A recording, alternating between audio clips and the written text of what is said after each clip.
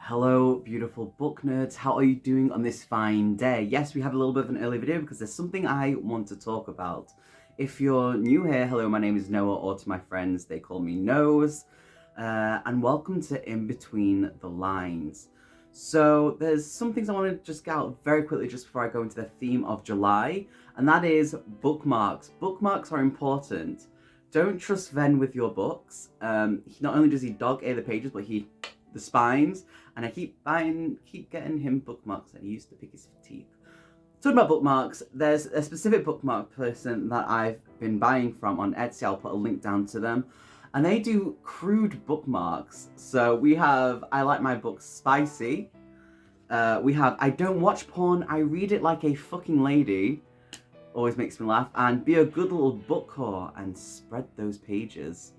So just want to put them out. They're called Crude Marks. I will be posting a link down below with a lot of other links as well.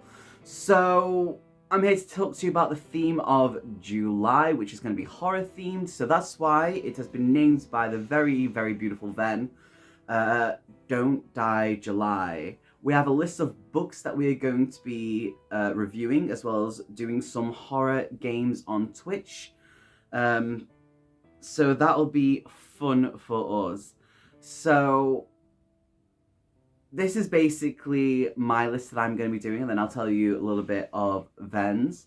So one of the books that I will be doing is Ellie Jordan Ghost Trapper. Now this one I have read numerous times. I only have it on the Kindle, unfortunately, and basically I'll read you a bit of the blurb of each of the books. So we have paranormal investigator Ellie Jordan kicks ghosts out of haunted houses. Her tools include historical research, modern technology, plenty of courage, and a dash of psychology. Ellie's not sure about her new assistant, a recent film school graduate named Stacy with a knack of capturing images of apparitions and phantoms, but she's training her on the job as they investigate a crumbling centuries-old mansion in Savannah, Georgia. The owners are a struggling family desperate for help with a disturbing supernatural presence that terrifies them and prevents them from restoring their historic home. Dangerous spirits from the house's sordid past will test Ellie and Stacy's ability to work together, confront evil, and defeat the darkness and resides within. So that is one of the books. So the next one that I will be doing, in no specific order, I should have basically said this, is The Creeper by A.M. Shine. I'm new to this author. So I'm very excited about it. And basically, this one says, superstitions only survive if people believe in them. Renowned academic Dr. Sparling seeks help with his project on a remote Irish village. Historical research... Well, I'm really failing with English today. Historical researchers Ben and Chloe are thrilled to be chosen until they arrive.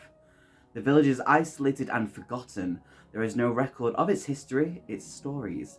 There is no friendliness from the locals, only wary looks and whispers. The villagers lock down their homes at sundown. A nameless fear stalks the streets. Nobody will talk, nobody except one little girl. Her story strikes dread into the hearts of the newcomers. 3 times you see him. Each night he comes closer. That night, Ben and Chloe see a sinister figure watching them. He is the Creeper. He is the nameless fear in the night. Stories keep him alive and nothing will keep him away.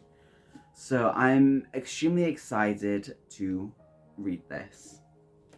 The next one is one that I've talked about numerous times in a few videos. One that a lovely colleague at Waterstones Trafford Centre basically was very passionate about this author. And that is How to Sell a Haunted House by Grady Hendrix even. So this one is basically, when Louise finds out her parents have died, she dreads going home. She doesn't want to leave her daughter with her ex and fly to Charleston.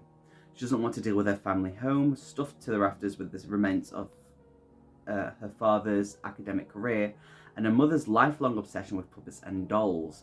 She doesn't want to learn how to live without the 2 people who knew and loved her best in the world. Mostly, she doesn't want to deal with her brother Mark, who never left their hometown, gets fired from one job after another, and resents her success.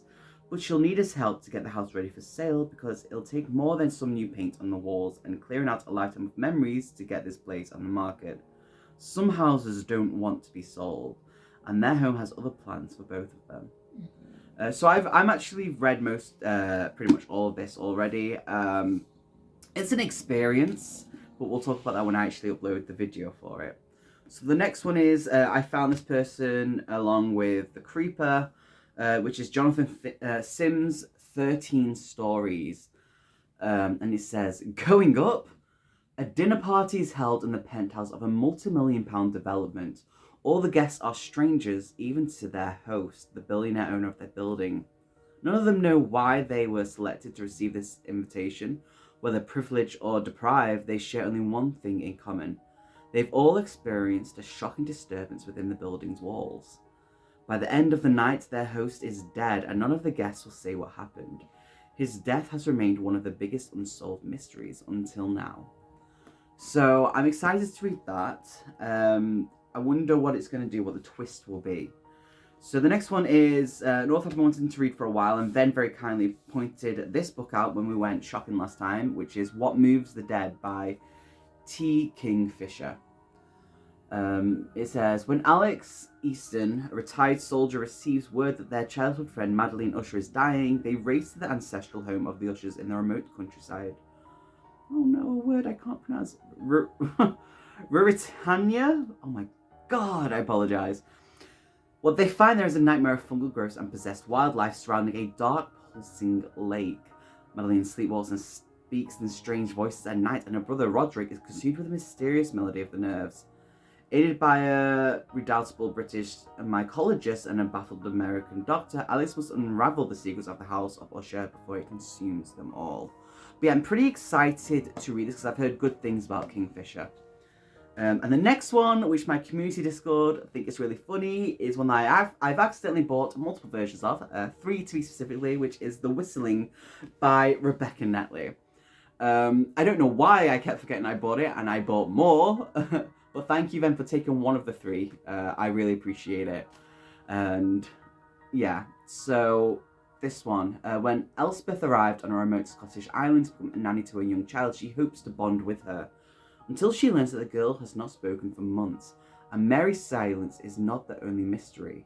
Hypnotic lullabies drift down empty corridors, strange dolls appear in abandoned rooms, and as the night draws in, darker questions arise.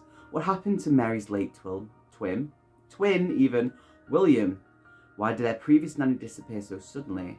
And is the whistling Elspeth hears at night just the storm outside, or is something else out there? So yeah, that's the books that I have picked. This is Ven's list, which is You're Not Supposed to Die Tonight by Kaylin Bayron, I believe is how you pronounce it.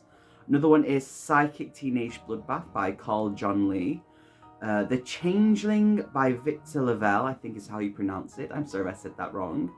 The Only One Left by Ridley Segar. The Twisted Tree by Rachel B. And Heart Hunt Habit by Freydis Moores, I think is how you pronounce it.